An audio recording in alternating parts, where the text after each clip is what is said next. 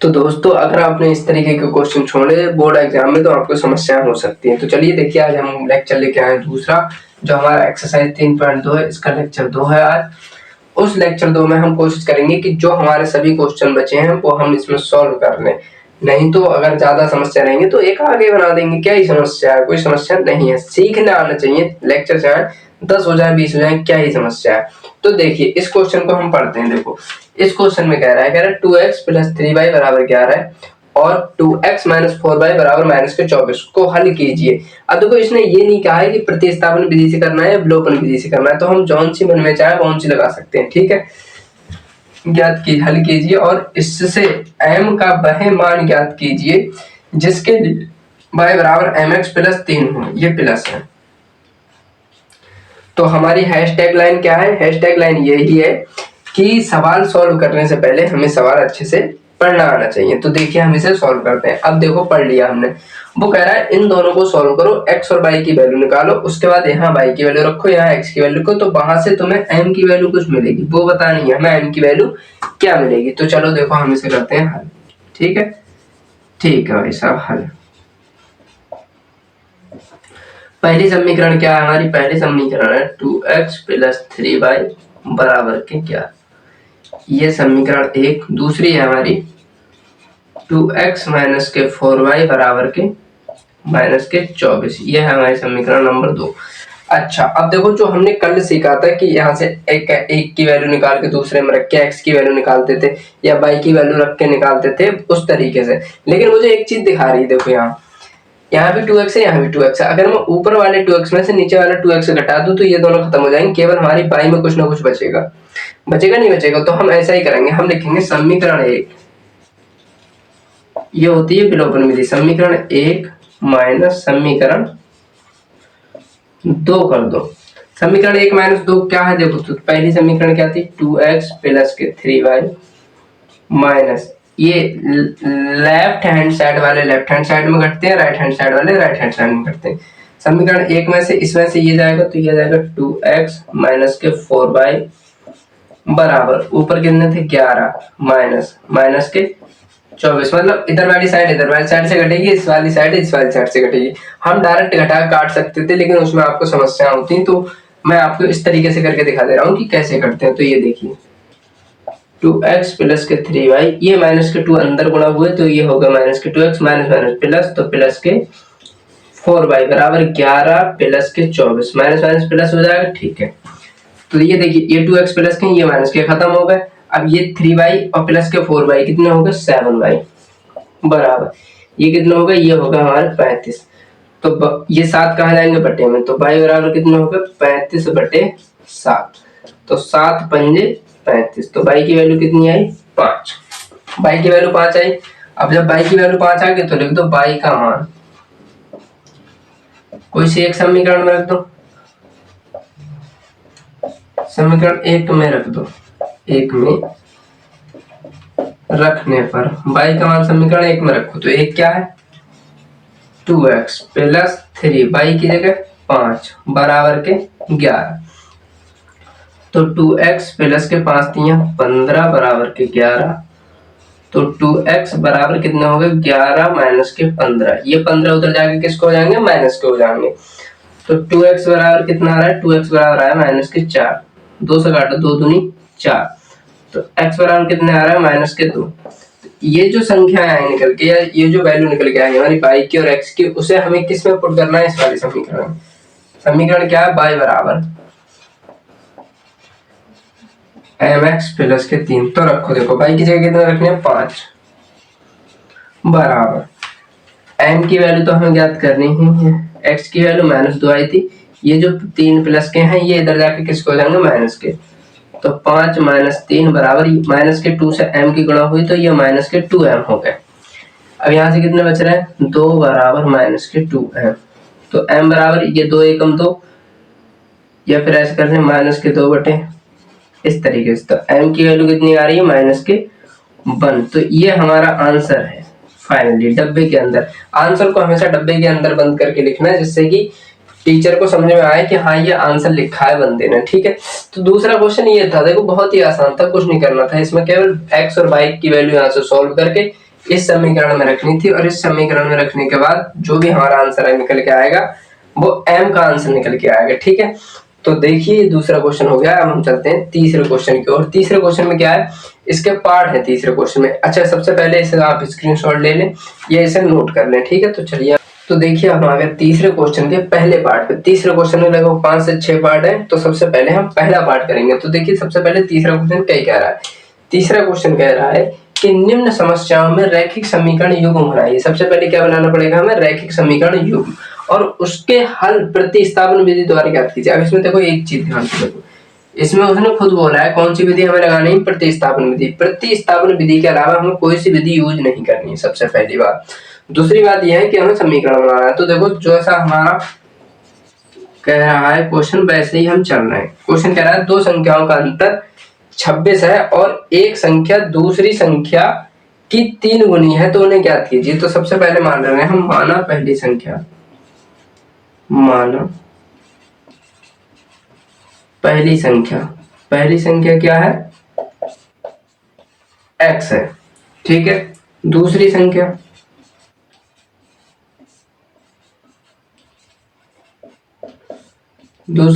y मान रहे हैं। अब ये कैसे कहा इन्होंने, देखो अब इसमें कंडीशन क्या मान रहे हैं, ऐसा मान रहे हैं कि x बड़ा है y से। क्या मान रहे हैं, माना पहली संख्या या फिर बड़ी संख्या मान लें, पहली संख्या x दूसरी संख्या y, यहाँ पे लिख दे रहे हैं x जो है वो बड़ा है y से। ठीक है, इसका मतलब यह है कि x का मान बड़ा है y से। अगर हम ये चीज लिख दे रहे हैं तो फिर लिखना जरूरी नहीं है कि बड़ी संख्या कौन सी है। अब क्या कह रहा है, दो संख्याओं का अंतर 26 है। अब एक बात बताओ, जो बड़ी होगी उसमें से छोटी संख्या घटेगी तभी तो अंतर निकलेगा। जैसे मैं तुमसे कहूँ 26 और 25, तो इसका अंतर कैसे निकालेंगे, 26 माइनस 25 करेंगे ना। अब 25 माइनस 26 थोड़ी कर देंगे अंतर निकालने के लिए, नहीं करेंगे, ये ऊपर वाला सही। तो उसी प्रकार अगर मैं तुमसे कह रहा हूँ कि x बड़ा है y से, इसका मतलब बड़ा होता है, जिसके तरफ मुंह खुला होता है वो सबसे बड़ा होता है। तो प्रथम शर्त, फर्स्ट शर्त क्या कह रही है कि x माइनस y जो है वो है 26। ये बन के देखो हमारे समीकरण नंबर 1। अंतर का मतलब बड़ी संख्या में छोटी संख्या घटाए तो जो आएगा वही इन्होंने दिया है कि देखो दो संख्याओं का अंतर 26 है। और सेकंड शर्त क्या है, सेकंड शर्त क्या कह रहा है, देखो एक संख्या दूसरी संख्या की 3 गुनी है। इसका मतलब यह है कि अगर हमारे पास 18 है, x की वैल्यू 18 है, तो y की वैल्यू कितनी होगी, 6। अब इसका मतलब क्या है, 3 गुना 6 है ना 18, y तो 6, तो ये वाली कितनी होगी, 3 गुनी होगी। देखो 3 गुनी, तो जो बड़ी है वो 3 गुनी है। तो कैसे लिखेंगे देखो ऐसे, x बराबर y बटे 3।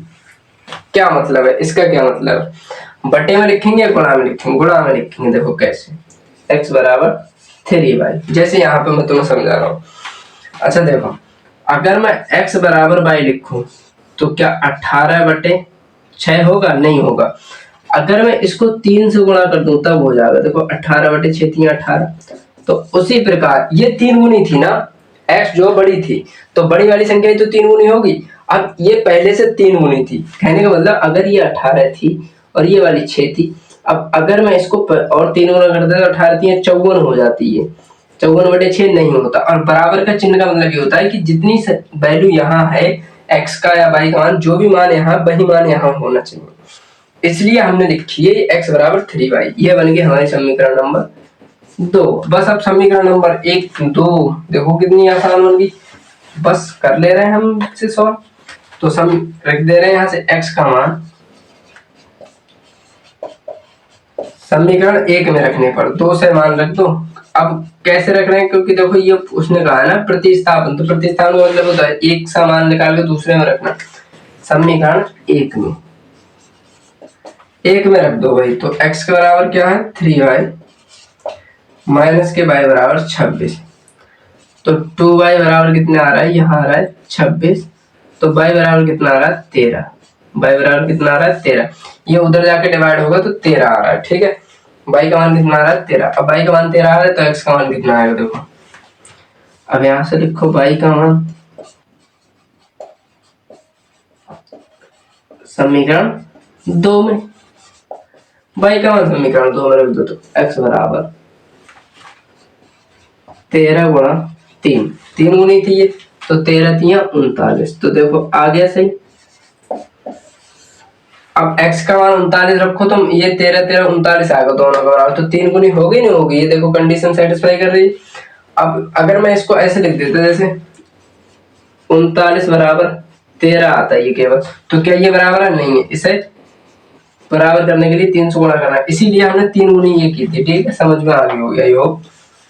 इसमें थोड़ी समस्या रहती है कि किसे 3 गुनी, अब ये पहले से 3 गुनी है ना, इसे क्योंकि हमने माना है x बड़ा है तो बड़ी वाली संख्या 3 गुनी है, वो कह रहा है देखो, और एक संख्या दूसरी संख्या की 3 गुनी है, तो 3 गुनी ये पहले से थी 22 से 3 गुनी थी। अब अगर इसको और 3 गुना कर देते तो बहुत दिक्कत हो जाती, तो 3 गुनी हमें इसे करना पड़ेगा बराबर करने के लिए, ये कॉन्सेप्ट है मेरा। अगर इतना तुम्हें आ गया तो बस हो गया सवाल, बस इसमें और क्या रखा है। अब x और y की वैल्यू निकल आई, बस हो गया मान। और प्रतिस्थापन से क्या, देखो x का मान इसमें रखा है तो प्रतिस्थापन हो गया, ये क्या हो गया हमारा आंसर, x बराबर ये है, y बराबर 13। लो हो गया आंसर, कुछ नहीं। सिर्फ और सिर्फ हमें क्वेश्चन अच्छे से पढ़ना आना चाहिए, यही हमारा हैशटैग है कि अगर क्वेश्चन अच्छे से पढ़ लिए तो बस सवाल हो गया। तो अब हम इसे, आप इसका स्क्रीनशॉट ले लीजिए और इसे हम मिटाते हैं फिर। ठीक है, अब हम इसे मिटा दे रहे हैं। ठीक है,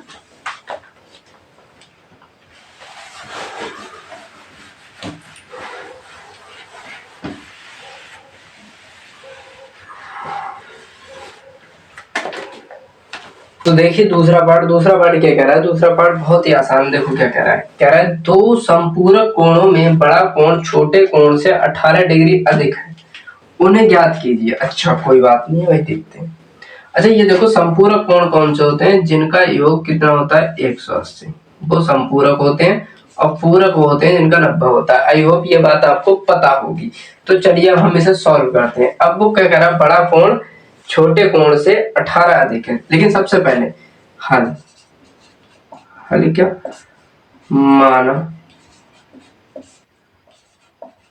बड़ा कोण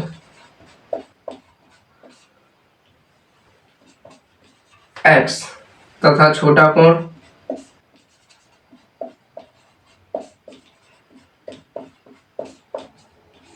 y मान ले।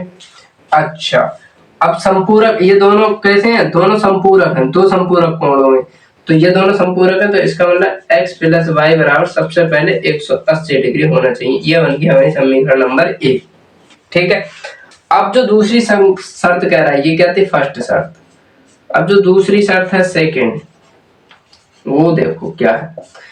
दूसरा कह रहा है कि बड़ा कोण छोटे कोण से 18 अधिक है। कहने का मतलब यह है कि x हमारा बड़ा था और y हमारा था छोटा। ठीक है, तो x कितना बड़ा था, x था 18 बड़ा, ये पहले से ऑलरेडी 18 बड़ा है। तो अगर मैं इसमें 18 और जोड़ूं तो 18 दूनी 36 बड़ा हो गया ये, तो इसमें नहीं जुड़ेगा, ये तो पहले से ही बड़ा था। छोटा कौन सा था, ये था, तो इसमें जुड़ेगा। ये कॉन्सेप्ट है। अच्छा मैं तुमसे कह रहा हूं, ये देखो बड़ा कोण को क्या माना था हमने, x माना था, ये पहले से बड़ा है, ये छोटा है, तो अब वो कह रहा छोटे कोण से 18 अधिक है। ये पहले बड़ा माना है हमने, ये छोटे कोण से, तो ये वाला अधिक था 18, तो 18 अधिक ये है, तो इन दोनों को बराबर करने के लिए 18 यहाँ जोड़ेंगे, तो ये देखो समीकरण ये बन रही है, x बराबर क्या बन रही है y प्लस 18। तो इसको हम यहाँ लिख दे रहे हैं x बराबर y प्लस 18, समीकरण नंबर 2। वही कंडीशन देखो हमें किससे करना है, प्रतिस्थापन विधि से। तो लिख दो x का मान समीकरण 1 में रखने, या आप इसको ऐसे भी लिख सकते हैं x का मान समीकरण 2 से समीकरण 1 में रखने पर, उससे कोई फर्क नहीं है। तो चलो यहाँ पर रख दे रहे हैं हम। ठीक है, तो देखो x की जगह क्या लिखना है, y प्लस 18 प्लस y बराबर 180। तो y और y मिलकर होगा 2y। 180 में से अगर 18 गए तो कितने बचे बताओ भाई, ये बचे हमारे 100, या ऐसे घटा लो, यहाँ से ले जाए यहाँ होगा 10 बचे, तो 7 में से 162। तो y बराबर कितना आ रहा है 162/2, 2 8 16 और 2 एकम 2, तो y बराबर कितना आ रहा है, 1 आ रहा है 81। ठीक है, y बराबर कितना आ रहा है 81, तो 81 आया तो x का मान कितना आएगा, x का मान रख दो, देखो y का मान समीकरण 2 में रख दो, y का मान समीकरण 2 में रखने पर, तो समीकरण 2 में रख दो, देखो y का मान तो क्या आ रहा है x बराबर y प्लस 18, तो 81 प्लस 18, तो ये हो रहा है 9। अब बताओ, देखो अगर मुझे इन दोनों समीकरणों को बराबर करना है तो रखना पड़ेगा x के लिए 99 रखो, 99, 81 और 18 99 हो रहे हैं, इसका मतलब ये समीकरण सेटिस्फाई कर रही है, इसका मतलब सही लिखा है हमने। यही थोड़ी समस्या रहती है, बच्चे यहाँ पे थोड़ा नहीं समझ पाते। भाई इसको हमने पहले से बड़ा माना है x को, जब x बड़ा है y छोटा है तो y में जोड़ेंगे ना बराबर करने के लिए।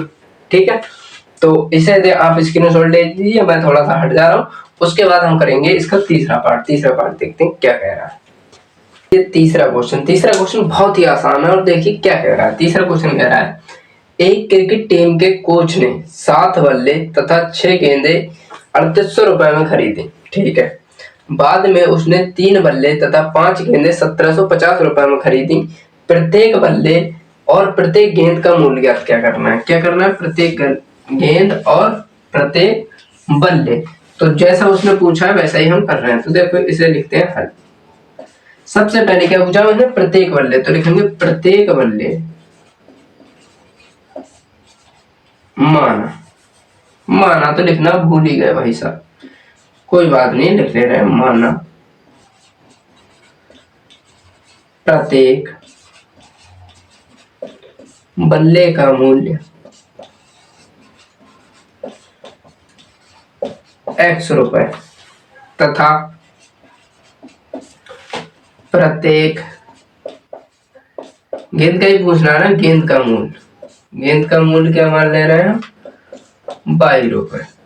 ठीक है भाई साहब, प्रत्येक बल्ले का x मान लिया और गेंद का y मान। अब देखो ध्यान से, जब उसने 7 बल्ले खरीदे और 6 गेंदें खरीदी तो उसे इतने रुपए देने पड़े, तो प्रश्न अनुसार